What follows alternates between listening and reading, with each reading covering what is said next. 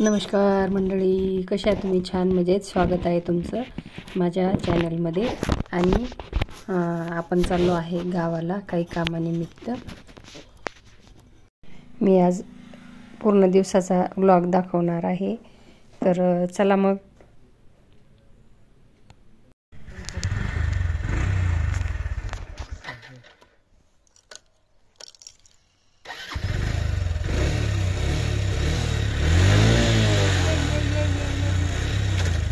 बघा,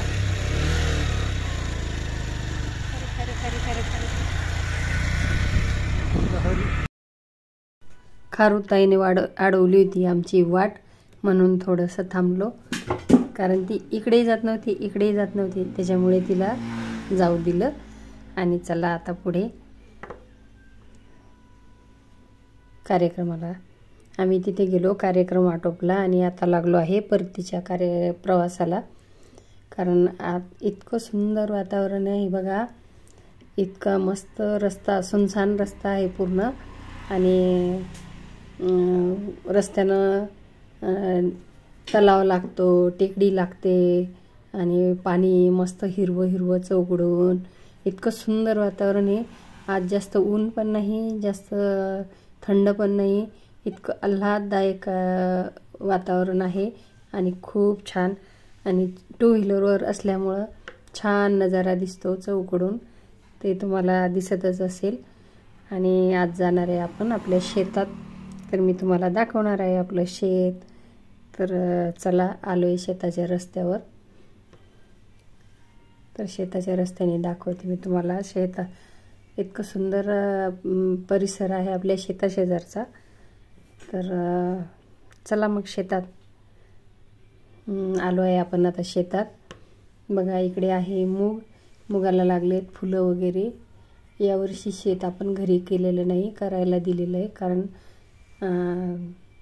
घरचं करणारं नसलं तर माणसाला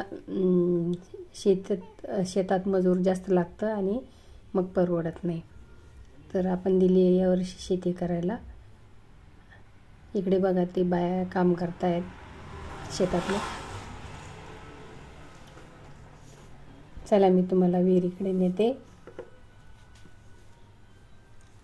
आपल्या शेतात गच्च विहीर भरली, जमीन लेवलला पाणी आलं. 4च कडे बाकी आहे, एवढं पाणी आलेलं आहे.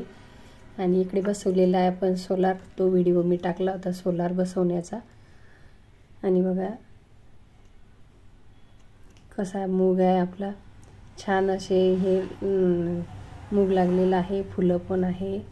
आणि अजून पक्व व्हायला शेंगा बाकी आहेत थोड्या, तर काही दिवसात होतील. आपल्या शेतात पलीकडे आहे दिसतो तो भुईमूग, इकडे मूग आणि थोडा इकडे साईडला उडीद पण आहे, इथून इकडे. आणि गाजर गवत पण जोर करतं कधी कधी. आणि साहेब खात आहेत शेंगा. बघा, जेवण करून आल्यावर कोणी शेंगा खातं का? पण साहेबांना खूप आवडतात, लागले खायला शेंगा. इकडे बघा, वांग्याची झाडं, दोडक्याची वेल, सगळं काही लावलेलं असतं. शेतात आलं की खाली हात जातच नाही. आता घेतले आहेत मी शेंगा वगैरे सगळं. आणि चला, आपण जाऊया आता परतीच्या रस्त्याला. आपल्या शेताजवळ खूप छान असा तलाव आहे.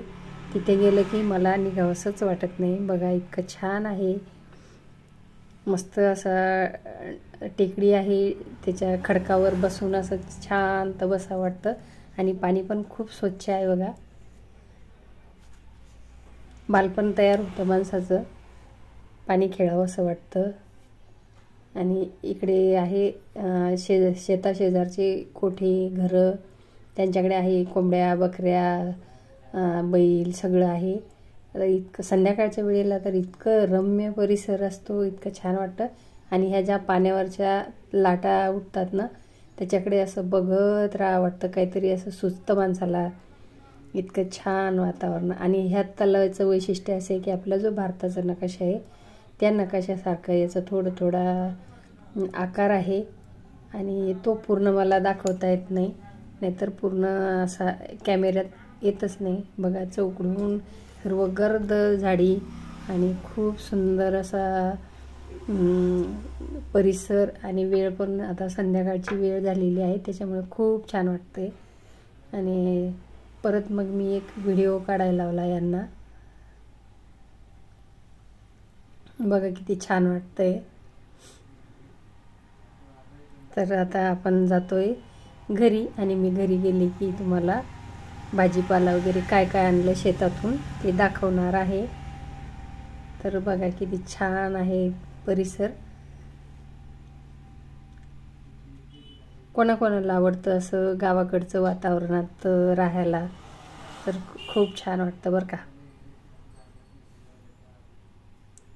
इकडे डोंगर आहे, डोंगरावर शेळ्या बकऱ्या वगैरे चरत असतात येथील माणसांच्या। चला तर आपण निघूया आता घराकडे, दाखवते मी तुम्हाला काय काय आणलं ते शेतातून।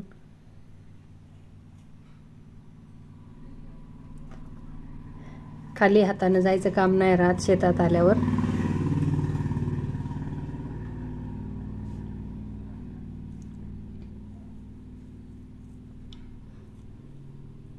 चला आलोय आता घरी आणि बघा मी काय काय आणलं। कोथिंबीर, मुगाच्या शेंगा, शेरण्या सापडल्या थोड्याशा, आणि तांदूळ कुंदऱ्याची भाजी, उडदाच्या शेंगा, चवळीचे शेंडे, हे जे दिसत आहेत ना ते चवळीचे शेंडे आहेत, त्याची पण भाजी खूप छान होते बरं का। आणि आता शेंगा सोलत मी केला आजचा दिवस पूर्ण। आणि आता